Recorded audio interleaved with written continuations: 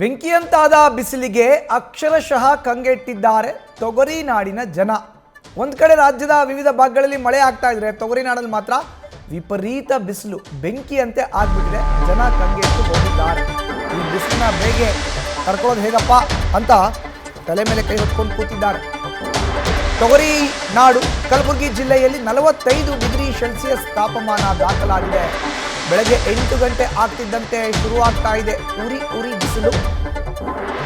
ಬೆಂಕಿಯಂತಹ ಬಿಸಿಲಿಗೆ ಅದರ ಜೊತೆಗೆ ಬಿಸಿ ಗಾಳಿಯ ಅಬ್ಬರನೂ ಕೂಡ ಇದೆ.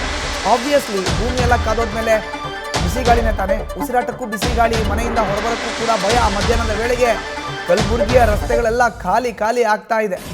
ಯಾರೂ ಓಡಾಡ್ತಾ ಇಲ್ಲ. ಜನ 45 ಡಿಗ್ರಿ ಅಂದರೆ ಲೆಕ್ಕ ಹಾಕೊಳ್ಳಿ. ಭಾರೀ ತಾಪಮಾನಕ್ಕೆ ಸುರಕ್ಷತೆಗೆ ಜಿಲ್ಲಾಡಳಿತ ಮಾರ್ಗಸೂಚಿಯನ್ನು ಕೂಡ ಈಗ ಬಿಡುಗಡೆ ಮಾಡಿದೆ.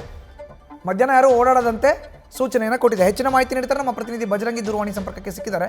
ಬಜರಂಗಿ, 45 ಡಿಗ್ರಿ ಸೆಲ್ಸಿಯಸ್ ತಾಪಮಾನ ದಾಖಲಾಗ್ತಾ ಇದೆಯಂತೆ. ಜಿಲ್ಲಾಡಳಿತ ಎಚ್ಚೆತ್ತುಕೊಂಡಿದೆ, ಮಾರ್ಗಸೂಚಿ ಕೊಟ್ಟಿದೆ.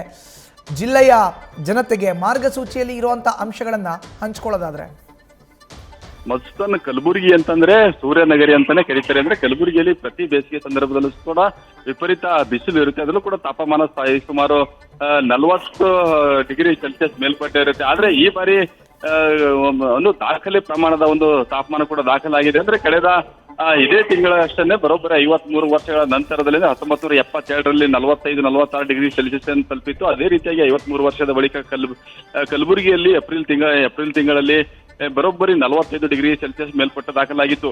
ಇದೀಗ ಕಳೆದ 3-4 ದಿನಗಳಿಂದ 44-45 ಡಿಗ್ರಿ ಸೆಲ್ಸಿಯಸ್ ತಾಪಮಾನ ದಾಖಲಾಗ್ತಾ ಇದೆ. ಯಾಕಂದ್ರೆ ಅದರಲ್ಲೂ ಕೂಡ ಮಧ್ಯಾಹ್ನದ ಹೊತ್ತಿಗೆ ವಿಪರೀತ ಬಿಸಿಲು ಇರ್ತಾ ಇದೆ.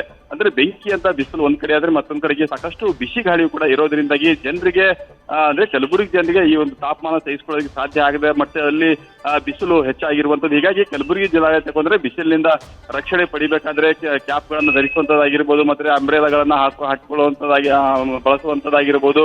ಮತ್ತೆ ಮಧ್ಯಾಹ್ನದ ಹೊತ್ತಲ್ಲಿ ಜನರು ಹೊರಗಡೆ ಓಡಾಡದಂತೆ ಸೂಚನೆ ಕೂಡ ಕೊಟ್ಟಿರುವಂತದ್ದು. ಈಗಾಗಲೇ IMD ಕೂಡ ಸೂಚನೆ ಕೊಟ್ಟಿರುವಂತದ್ದು ಏನು ಅಂತಂದ್ರೆ ಈ ಒಂದು ಮೇ ತಿಂಗಳಲ್ಲೂ ಕೂಡ ಸಾಕಷ್ಟು ಬಿಸಿಲು ಇರುತ್ತೆ ಅನ್ನುವಂತ ಮಾಹಿತಿ ಕೂಡ ಕೊಟ್ಟಿರುವಂತದ್ದು. ಈ ಹಿನ್ನೆಲೆಯಲ್ಲಿ ಕಲಬುರಗಿ ಜಿಲ್ಲಾಡಳಿತ ಕೂಡ ಮಧ್ಯಾಹ್ನ ಹೊತ್ತಿನಲ್ಲಿ ಕೃಷಿ ಕಾರ್ಮಿಕರು ಕೂಡ ಮಧ್ಯಾಹ್ನದ ಹೊತ್ತಲ್ಲಿ ಕೆಲಸ ಮಾಡದೇ ಇರುವಂತೆ ಎಂದು ಕಾರ್ಮಿಕ ಇಲಾಖೆ ಕೂಡ ಸದ್ಯಕ್ಕೆ ಸಲಹೆ ಕೂಡ ಕೊಟ್ಟಿರುವಂತದ್ದು.